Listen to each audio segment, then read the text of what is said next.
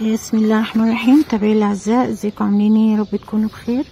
النهارده هندمس الفول البيتي، يعني هنعمله في البيت مش هنشتريه من بره، هنعمله اوفر وانضف وبطريقه جميله. هنشوف الفول معانا بعد ما يتدمس عباره عن شويه زبده. ده معايا كيلو الا ربع فول ناشف، فول تدميس. طبعا انا اول شطفتهم ونقيتهم وسبتهم في المية تقريبا 24 ساعة. طبعا في خلال الوقت ده انا غيرت المية مرتين وسبتهم لغاية ما بقوا بالشكل ده.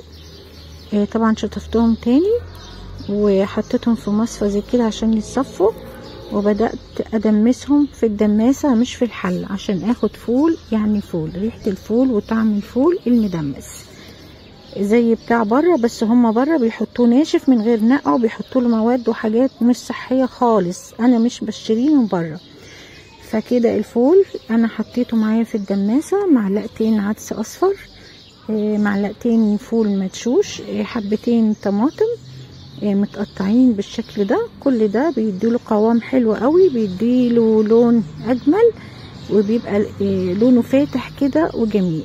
طبعا انا حطيت ميه على النار تغلي ونزلت فوق الفول معايا بالشكل ده. انا برضو هعمله على سخان الفول، مش هعمله على البوتاجاز خالص. بديله جنب كده عندي في المطبخ وبحطه فوق السخان واسيبه بياخد معايا 5-6 ساعات، بيبقى زبده، عباره عن زبده خالص.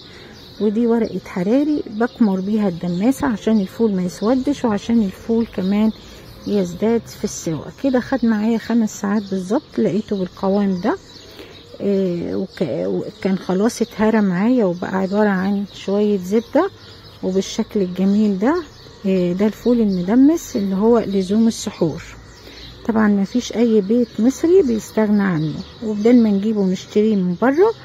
الطريقة دي جميلة يعني جدا وسهلة وبأقل تكلفة. طبعا انا عمري ما اجيب كمية الفول دي، تقريبا ده كيلو الا ربع، يعني تقريبا مش محصل 50 جنيه. طبعا انا دول عشان اشتريهم من بره هجيبهم باكتر من كده. طبعا انا عندي كده وبشيله عندي في اكياس في الفريزر، باخد يعني بقسمه وبشيله عندي، بيبقى جميل جدا. ودي الاكياس معايا اهو بعد ما بارد شويه، وبدات ان انا اعبيه في اكياس بالشكل ده، بس طبعا بعد ما يبرد خالص عشان الاكياس ما بنحطش فيها حاجه وهي سخنه.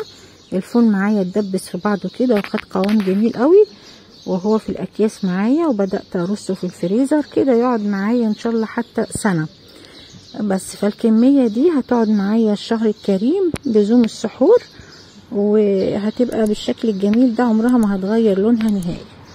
وطبعا الف هنا وشفا، ويا ريت تجربوه. اللهم بارك. طبعا دي كميه كويسه قوي عندي، احسن ما اشتريه من بره. وشكرا لكم جدا.